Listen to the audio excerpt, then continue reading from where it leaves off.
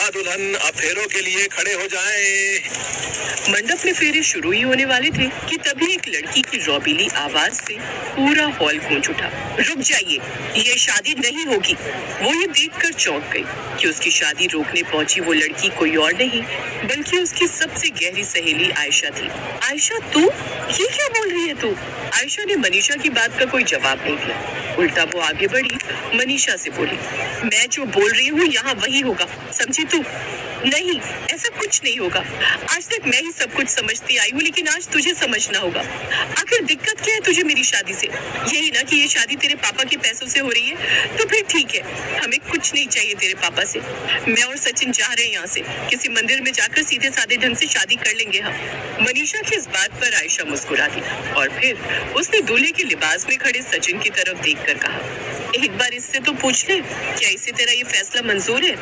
इसमें पूछने जैसा क्या है? सचिन, बोल दो इसे कि तुम मुझसे प्यार करते हो और मेरे अलावा तुम्हें और किसी चीज की चाहत नहीं है। बोलो सचिन, और फिर चलो यहाँ से। हाँ, मैं तुम्हीं से प्यार करता हूँ मनीषा, लेकिन ये सब करके तुम क्यों बात को बढ़ा रही हो? आयशा तुम्हारी बचपन की सहेली है और ओबरॉय अंकल ने कभी तुम में और आयशा में कोई फर्क नहीं किया। जरूर आयशा तुमसे किसी बात पर नाराज है।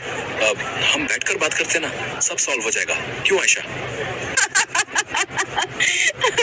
देखा मनीषा, तो इससे शादी करने वाली है तू, जो एक नंबर का धोखेबाज और मक्कार इंसान है। और ये बात तू भी अच्छे से जानती है ना?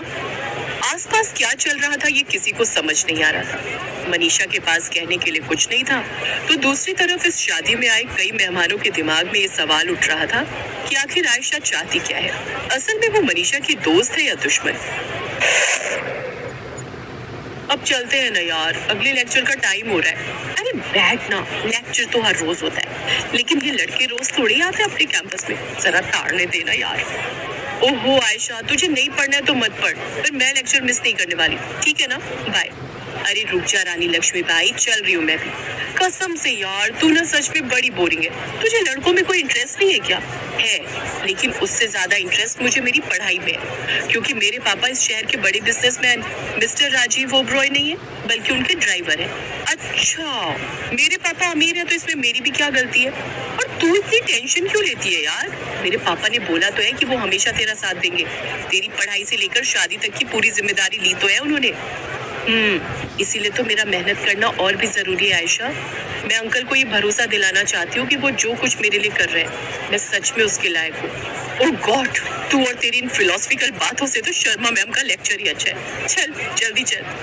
आयशा और मनीषा बचपन से एक दूसरे के साथ थी। दोनों में सगी बहनों जैसा प्यार था, बावजूद इसके कि मनीषा आयशा के पापा के ड्राइवर की बेटी थी। साथ ही उन्होंने मनीषा की शादी करने की जिम्मेदारी भी ली हुई थी।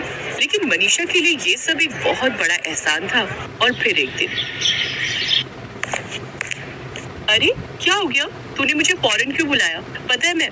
चुप कर और मेरी बात ध्यान से सुन। अब मैंने तुझे उस दिन बताया था ना उस लड़के के बारे में। वही जिसे पहली बार देखते ही तेरे मन में गिटार बजने लगे थे। वही। आज मुझे उसका नाम पता चल गया और ये भी पता चल गया कि वो रहता कहाँ है। अच्छा तो बता ना। आर्यन नाम है उसका। वाओ, कितना अच्छा नाम है ना। A for Ayesha, A for Aryan. Wow, कितने अच्छे लगेंगे हम एक साथ में। अब आर्यन, अब एमकॉम फाइनल ईयर। अरे हाँ, पर तुझे कैसे पता? अब वो मैंने देखा था उसे स्टेज पर, उसकी स्पीच सुनी थी मैंने। वो कॉलेज इलेक्शन में खड़ा हो रहा है ना? बिल्कुल सही, वही है जो तेरा जीजा बनेगा और तू उसकी आधी घरवाली, यानी कि उसकी साली। आयशा, सच सच बता, तू सच में उससे प्यार करती है या फिर बस यूं ही टाइम पास? और वो क्या सोचता है तेरे बारे में? तुम दोनों अफेयर में हो क्या? अभी कहाँ यार, मैंने उससे बात करने की कई बार कोशिश की, लेकिन उसने मुझे भाव ही नहीं दिया और बस उसकी यही बात मुझे भा गई। सीरियसली यार, सोते जागते उठते बैठते मुझे बस उसी का ख्याल आता है। अब तो ही बता, ये सच्चा प्यार नहीं तो और क्या है? अब आई हैव डिसाइडेड, मैं अगर कभी शादी करूंगी तो सिर्फ उसी से करूंगी, वरना और किसी से नहीं। आयशा की बातों से साफ पता चल रहा था कि वो सच में आर्यन से बहुत प्यार करने लगी थी और ये सोच सोच कर मनीषा एक अलग ही दुविधा में थी। फिर कुछ घंटों के बाद, कैसी हो जान? तुम्हें एक खुशखबरी देनी है। कल मेरे मम्मी पापा तुम्हारे घर आ रहे हैं। मेरे घर? लेकिन क्यों? अरे ये कैसा सवाल है? ये कॉलेज का लास्ट सेमेस्टर है और मेरी जॉब प्लेसमेंट भी हो गई है। तुम मुझे पसंद करती हो और मैं तो तुम पर मरता हूँ, तो फिर किस बात का वेट करना है अब? नहीं आर्यन, हम शादी नहीं कर सकते। मनीषा प्लीज मजाक मत करो, बिकॉज इट्स हर्टिंग मी। नहीं आर्यन, ये मजाक नहीं है, बल्कि वो सच्चाई है जिसे मुझे और तुम्हें अपनाना होगा। आयशा तुम्हें पसंद करती है और उसने तय कर लिया है कि वो सिर्फ तुम्ही से शादी करेगी। अच्छा, और तुम चाहती हो कि हम उसकी चाहत के लिए अपने प्यार की कुर्बानी दे दें? मुझे ये करना ही होगा।